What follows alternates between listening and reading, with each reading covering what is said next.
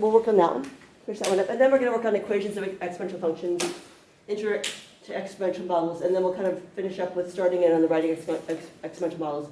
They're fairly straightforward if you kind of followed other things. They fall into this nice pattern, which we'll take a look at. Don't forget, you do have my open maths, that simplifying rationals homework due today, and I did not get those videos up. I remember to do that. And then also the direct and inverse variations due on Monday. Remember, the direct and inverse, all it is figuring out whether it says inverse, or inversely, or direct, or directly, and whichever one it is, just grab the correct formula for that. And then, we're always going to give you a point. So what I have to do is take the 1 point, plug in the x and y for that 1 point. So you have this equation, y equals, it's either going to be, the equation will either be, for direct, it will be y equals kx. For inverse, it'll be y equals k over x. This is, and also, basically all you need to do is find k and you have your equation. So take your point, plug it in to find k, and that'll be true for just that 1 point. But then when you find k, then you can plug it into this, y equals whatever k is, 3,300 x, and that'll be true for all points. Right, same thing over here. Plug in your x and y at that 1 point to figure out what your k is, and then you can write in y equals 500 over x, or whatever it is, to find your equation for all the points. Then you plug in the point where you're missing a yeah, piece exactly. of it, And right? then and then we'll give you a piece that's missing, and we'll say, for if x is this, what's y, or if y is this, what's x. Perfect. Yeah, exactly. Good. And you know what? I think I want to share with you other really cool thing just for a moment. This is an excellent quote.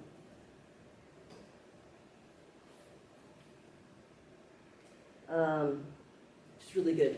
We had this meeting earlier this week, and this was up there, and it was really great. I thought it was just this amazing quote, which is, we're socialized to see what's wrong, what's missing or off, right? So we're kind of programmed since we're little to figure out what's wrong with this picture, or what's, and try to find things and fix them, or, identify what the errors, right? And focus on what's wrong instead of what's right, and tear down the ideas of others and uplift our own, right? Because whatever way they're doing it, it's clearly wrong because it's not the way that I'm doing it. And I remember when I was in my 20s, I was really good at listening. I was a good listener. And then somewhere in my 30s, and I attribute it to having many employees and like a lot of high school students who maybe weren't that great. Like some were fabulous and some were not so fabulous. And I'd have to just do a lot of fixing, right? So I kind of became a fixer somewhere along my 30s. And then you follow my best friend. She's really good and very insightful. We were on a trip to Australia with her and me and 2 other friends. And she was like, and we're all fixers. And she was like, I don't want you to fix my problems. I just want you to listen, right? And we're like, oh. Because, she was having issues with her boyfriend. We're like, oh, you should try this, you should do it, and she's like, just listen, So sometimes people just want you to listen and not always fix their problems. So it's kind of good to keep that in mind. Anyway, so to a certain degree, our entire future may depend on learning to listen, and listen without assumptions or defenses, right? So instead of listening and being defensive about things, just listen, and sometimes that's important. And they're saying, because all of us are going through stuff with COVID, right? We're all having stresses, we're all doing transitions, both students and professors, instructors. It's important to kind of remember that sometimes someone has, like they're saying, someone's going through something, to not be like, why are you fixing it that way? You should fix it this way. Sometimes what works for you is not necessarily what works for them. So just bear that in mind too.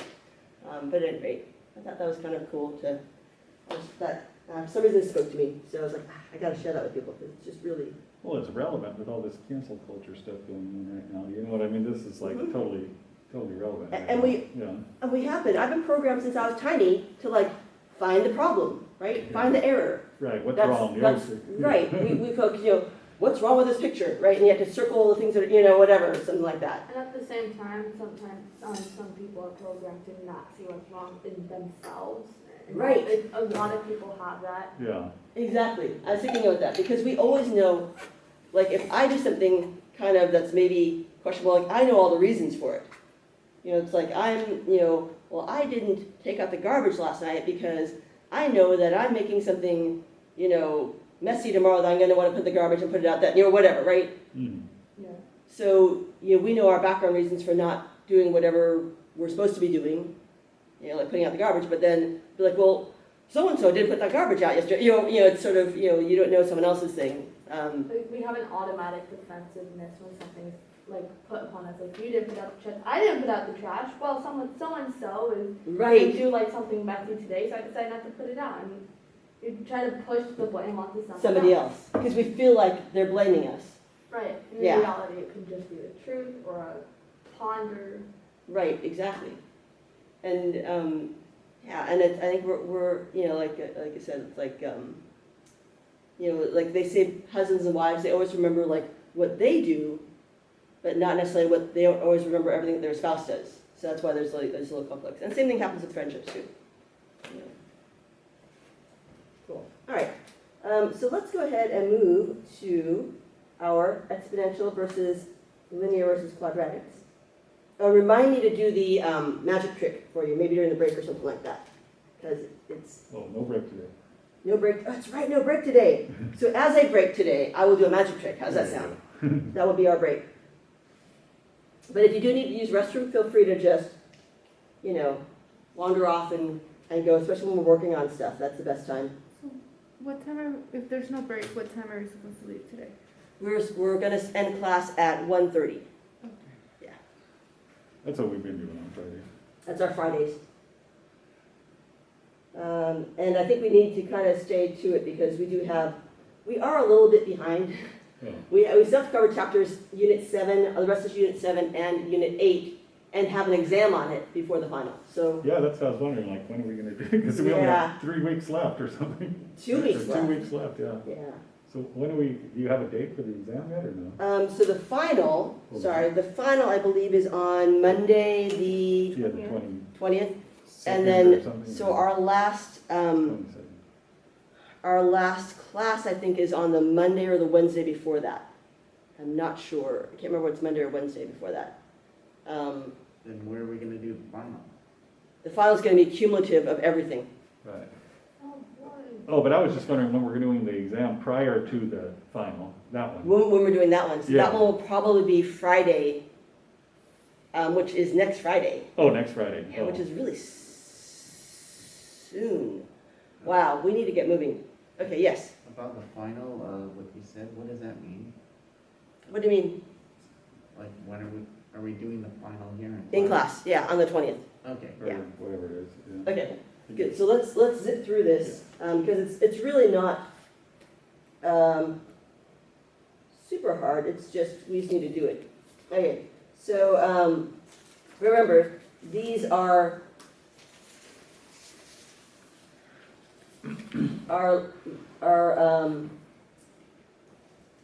linear, right? This is a linear function. This one here is a quadratic. This one here is the exponential. We did these ones. Yes, we did. So I need, I'm just going to write them in here.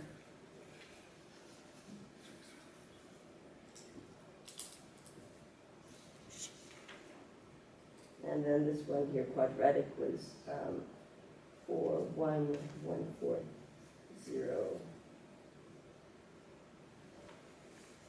And then exponential was 2 to the negative 2. That's 1/4. 2 to the 1/1/2. This was 0.707. This one was 1. This one was 2 to the 1/2. 2 to the 1. Wait, is that right? Yeah. I got Oh, it. this is this is wrong. This is 1.41. Yeah. 4 and 8. Okay, good. So help me fill these in. We'll be filling these into this sheet here. So the linear, which is purple, is 1, 2, 1, 2.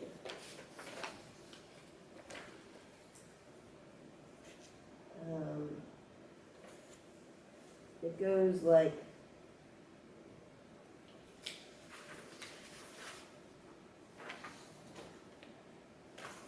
something like that, except it should move over a little bit.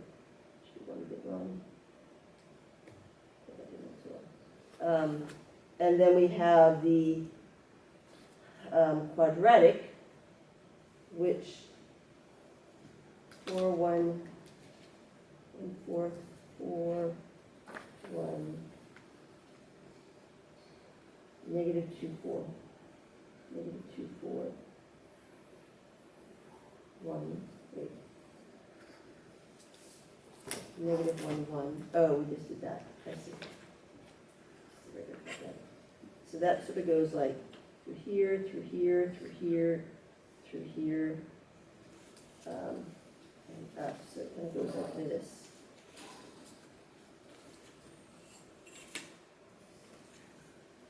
And then we have the exponential, which is, let's see, we have negative 2, 1, 4 that crosses at 1, and then 1, 2 crosses at 1, kind of goes off here.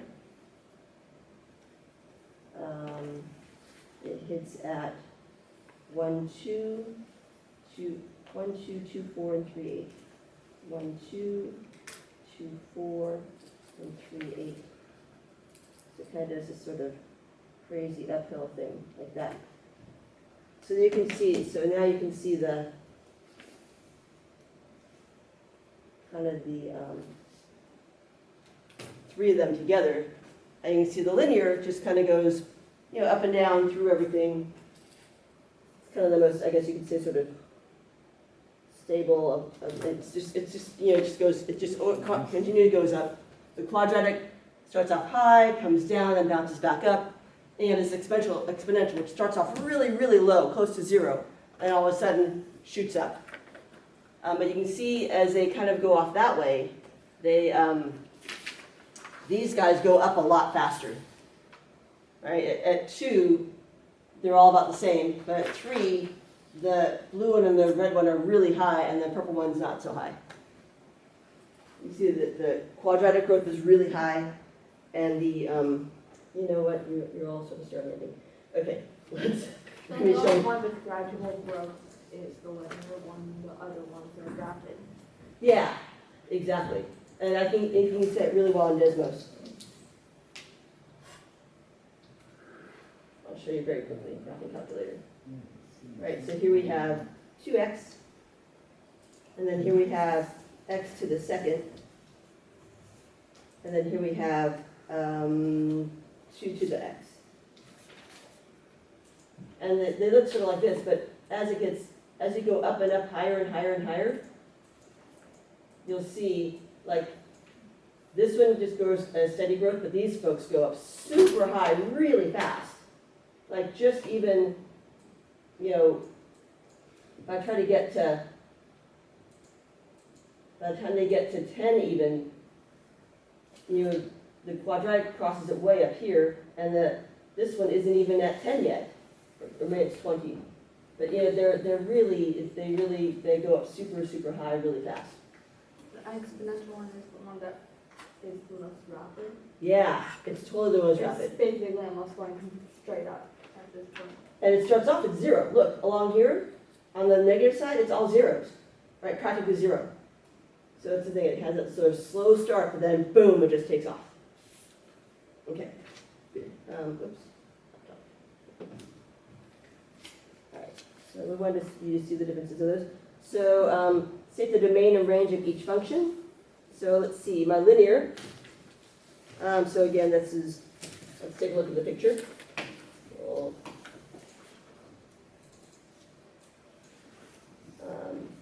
here. So what's the domain and range of the linear, the red one? All real numbers. All real numbers. Negative infinity, positive infinity. And what's the range? What's the lowest it goes, what's the highest it goes? This red one. Yep, all real numbers. So we can kind of see that it goes up and down forever. Negative infinity and positive infinity. So then the question is, how about this blue one? What's up with the blue one? So what's its domain? 0. Well, okay, so now you're thinking range. So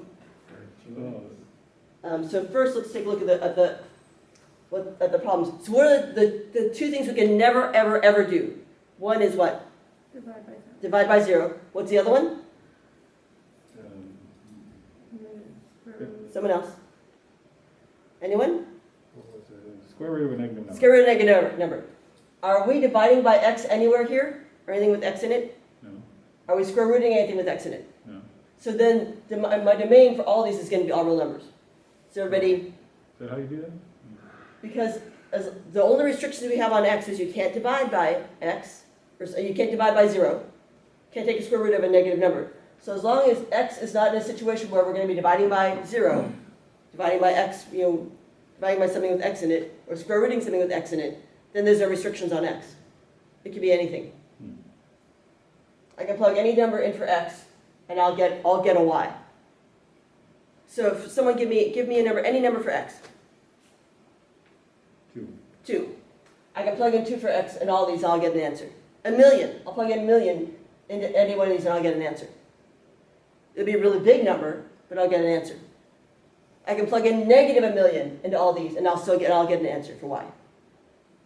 Now, the range, so these folks are all real numbers. That's my domain.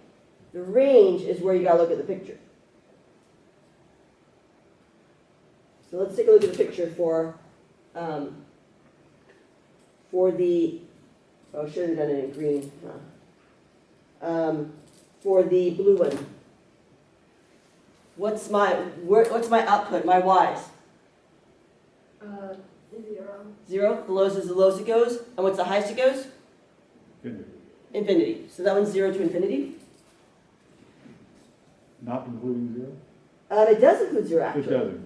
It does include 0. So that's a great question. So that would be a square box at 0 to infinity. Good.